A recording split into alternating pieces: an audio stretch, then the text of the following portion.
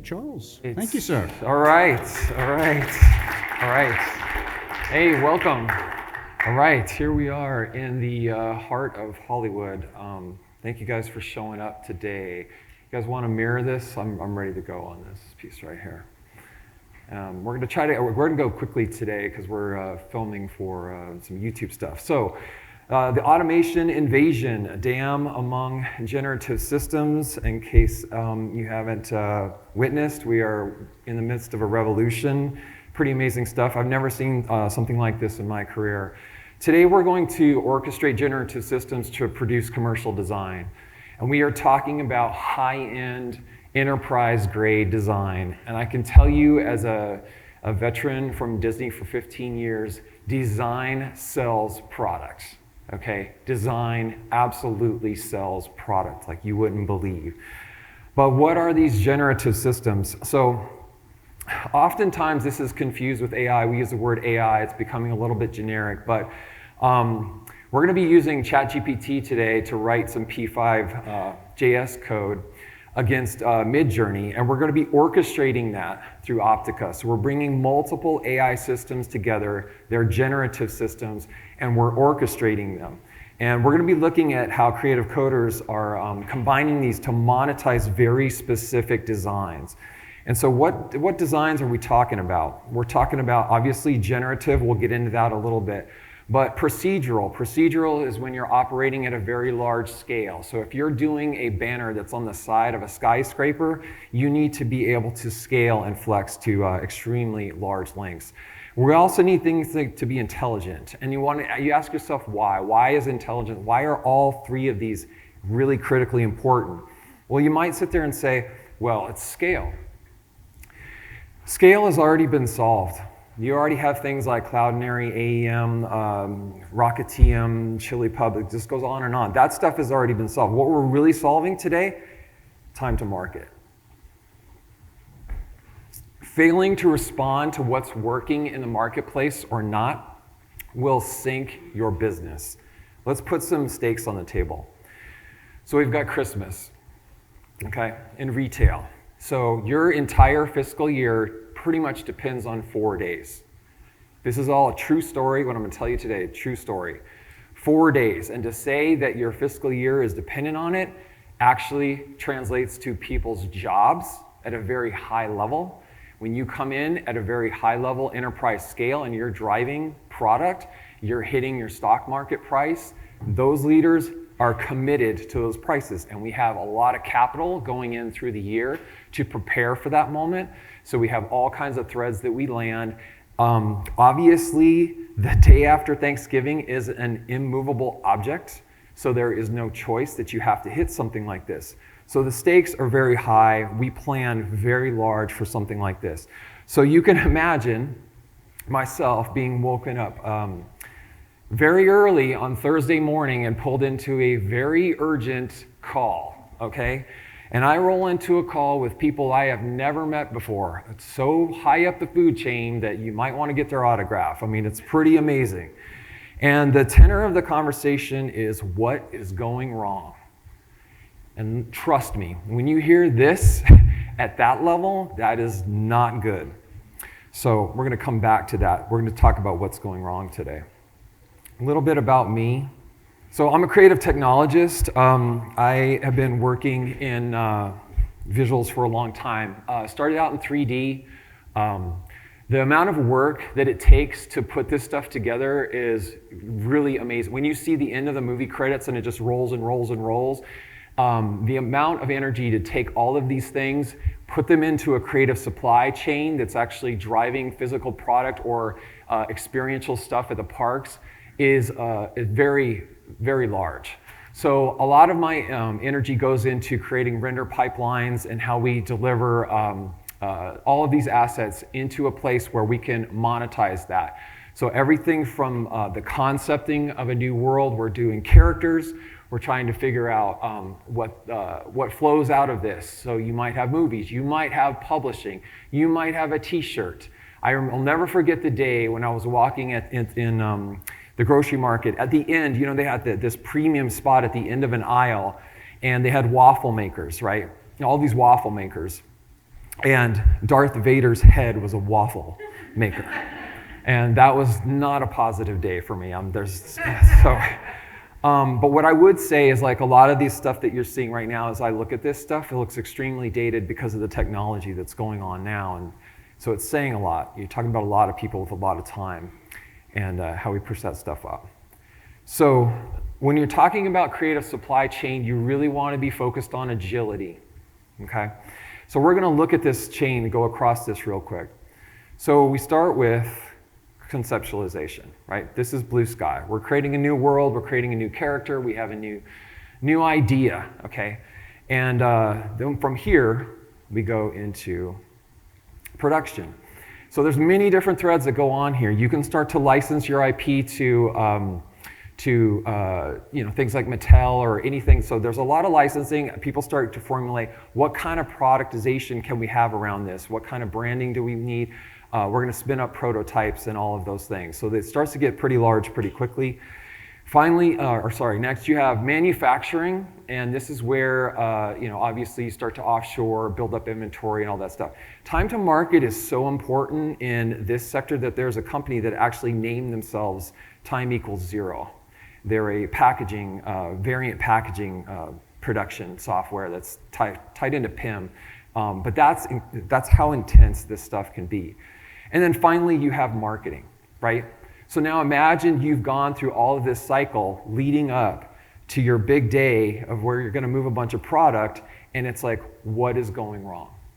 So it turns out that was on that Black Friday, the design took a chance. And by the way, all great design takes risk, okay?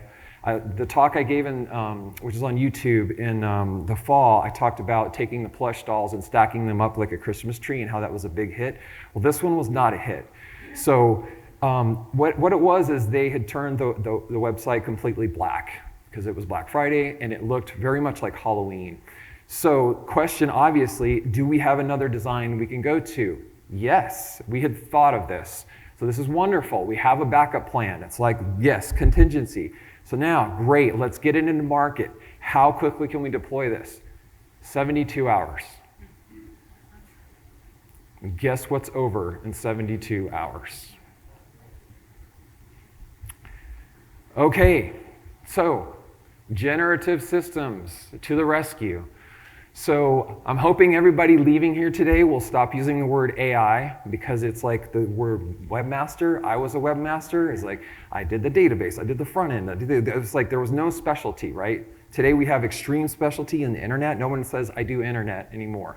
This is generative systems, which are often confused with AI. We're going to go through these right now. If you want to follow along, you can participate. And yes, this works on your phone, which is a whole nother topic here of being able to push this stuff into extremely small devices and having it work is amazing. But this is Optica with 2Ks. We're going to be using that to orchestrate all these generative systems. So we've got pixel generative systems. So you've heard of this. This is like DALL-E, Midjourney, Leonardo. All of these things are basically creating pixels. They create them from noise. It literally starts from noise and creates amazingly beautiful pictures. You would be stunned at how amazing these pictures are. But around the other pieces is where ChatGPT is obviously killing it and just making our entire world change literally overnight. So you can have generative systems that focus on animation or design and text. Combining these two is where this really starts to have an immense amount of power. And so what we're doing with Optica is starting to aggregate all these generative systems into our familiar space of Adobe-style creative tools so that we can have the layers that we're familiar with and we can have the tool sets that we're working with. We can change layer order, layer opacity, blend modes, all those things that we're all comfortable with. So imagine stacking a bunch. I've got some stable diffusion coming in here. I'm using ChatGPT to write some P5. That's what we're going to be going through right now. Okay, so on the left side is Optica. It's reaching into the dam. We're grabbing multiple assets because we want to look across some things. And we want to take into consideration a number of factors here. We want to have something that doesn't care about scale. We want something that has a random flavor to it. And we want something that is accounting for the stylistic palette, the color palette in this case, because in this instance, these car colors will change depending on the distribution channel that's going on. What I love about this is when you start watching this, you're gonna see the bottleneck real quick, which is the human coming back in and trying to type and then misspelling and then going backwards and all that stuff to then instigate the next command to be fed into the system. But what is extremely profound is that, you know, in the act of creativity, sometimes you have accidents and they come out looking really cool. So it's not only fun, but sometimes it's spontaneous and you get things like that. That isn't really like, you wouldn't imagine that, but hey, maybe that's not so bad. But you're noticing now it's dialing in. So you got some randomness, you're putting in a frame. This then starts to become a preset that you can use and add to your library to apply to other things. Yeah, this is literally the code that is being written by a machine that totally understands. Copy and pasting in. We can talk about that later because connecting these, I don't think you do that. But it's amazing how you're literally, this has now not only context of what this application is, it has context of its conversation through time. So you can say stuff like, make it bigger. And it understands because it has this entire history of the backlog. On this one, we're gonna try to do some racing stripes. So the first thing that we're gonna try to do is just start to dial up some random strips going across the screen, and we're gonna be layering that on to have an effect on some, like some text. So the idea here was to have like a title headline across that top, give it some speed by just putting some strips across. It's gonna happen right now. So like that. And look at how random it is. You can see the randomness that it's going on. I mean, this is amazing. Like, that was real time. Think about the iteration of putting in, going to the designer, the concept, and what are we trying to do, go out, try it, come back. Like, this is all at this speed. And what's amazing is when you start to experiment with this stuff, you basically get, like, you feel like you have an FTE. The engagement with it is like, is very human-like because it's natural language processing, but it's like you would be doing this anyway if it was a person. You'd be like, yeah, can you make it a little brighter? Then they would go off in a couple hours or maybe the next day and come back. But this is all happening like right there. So the scale is just, you know, blows your mind. So this is kind of the output of these primitives right now that are being captured, written by ChatGPT. I'm gonna see if I can do this live real quick. Let me just take a chance here. All right, look at this circle down here. It's random every time. It's got some bounds going inside of it, but that's what we're talking about. And then being able to take this and pivot the entire style of it. Completely dynamic and procedural and intelligent.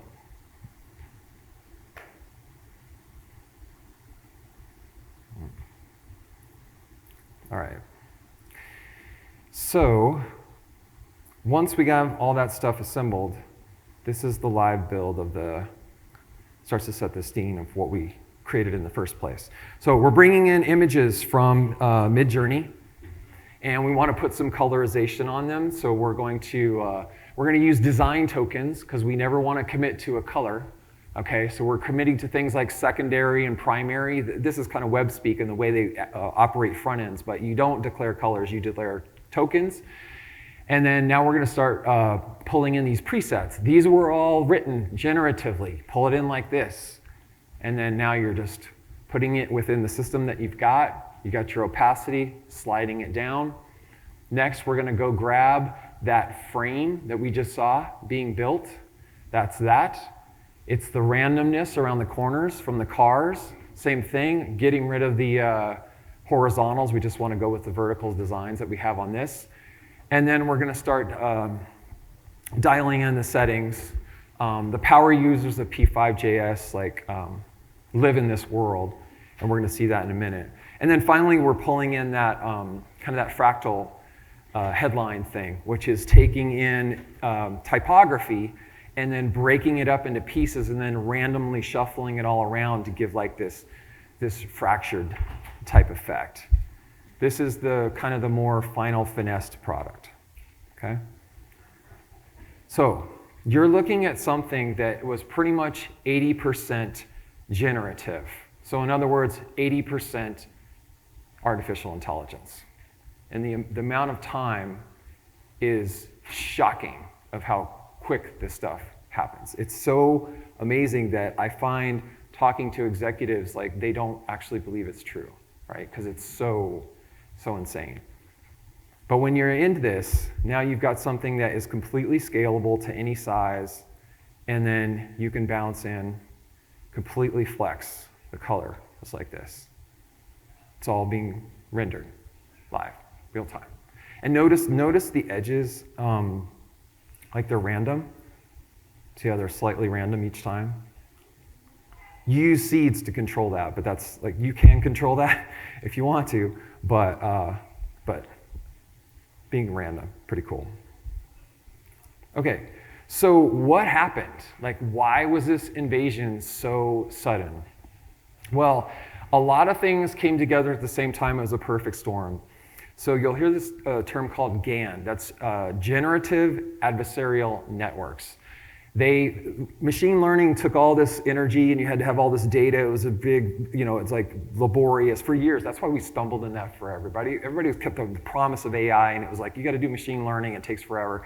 Well, they figured out how to take a machine to train a machine, and that was the key.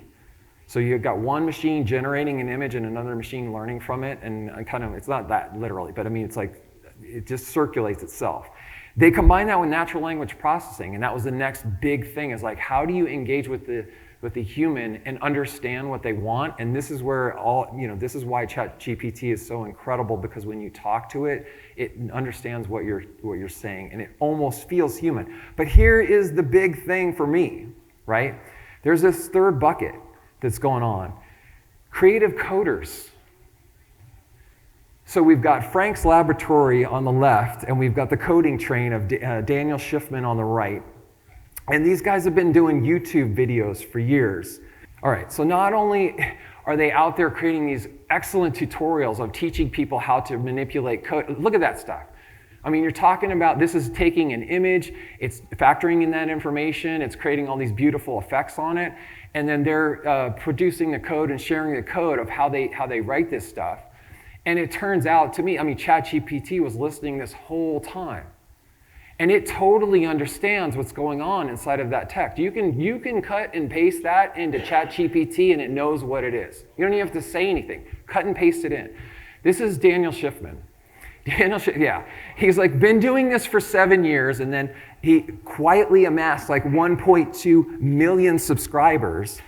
And what's amazing about him, I think, is because it's so rudimentary, and he does this crazy thing. And so at first you're like, you can't take this guy seriously, but 1.5 million users later, it's like, but his simplicity, I think, in breaking it down to these primitive things is the key to having the machines just pick all that stuff up, because that's the core basis of design.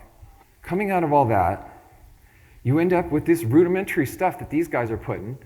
And this is 100% written by ChatGPT, flowing into p5js.org, open source. And some people say, oh yeah, but that's so crude. But you're not looking deep enough.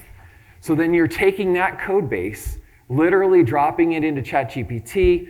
You see it. For those of you who are watching this video, take a screenshot of this.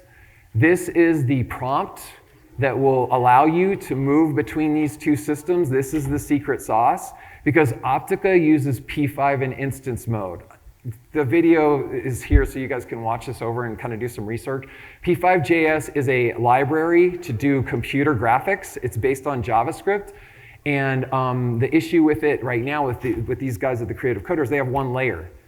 So now you can use P5 in instance mode, and then you can have all the layers to your heart's content. So now ChatGPT just took all of that code and pivoted it with no human involvement. But now you've got your stylization. Now you can start dropping this into commercial design at scale. Literally, like you just saw, like that's the time. I think this is like 1 minute and 30 seconds is what we were just watching there.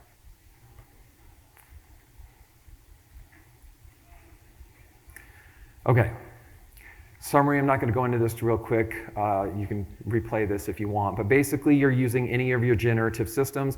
You're breaking those out into scripts and layers like Photoshop, putting them all together, and then you're on your way.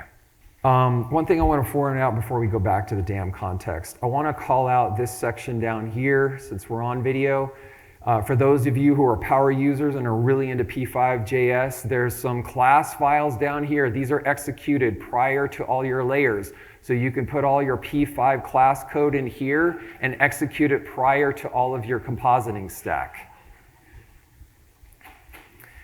Okay, so real quick, because a lot of this is scary, like it's normal to be completely scared because yes, I think everybody's job is changing like now. You pick which one of these that these generative systems can do, and you ask yourself, what's the most scary, right? So I'm going to show you mine, because this is amazing, is blue sky. Like, you would think that, okay, but the computer definitely can't do core creativity. Like, everything you saw in this deck today is synthetic. Everything on that screen is synthetic. This one is my favorite. This one is my favorite because this is DAM in a nutshell. You're going to log into your DAM because you need a shot, and you're going to type in defeated businessman with head and hands and try to get this, right? And you'll get like 4 of them, 2 of them. They probably aren't going to work.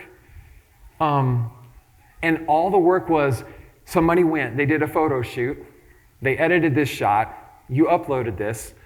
You hopefully used AI to tag it by now, but I don't know if it'll be that accurate. I haven't seen that. This is your alt text now for visually impaired people. This is the command that went to Midjourney. You got this in seconds.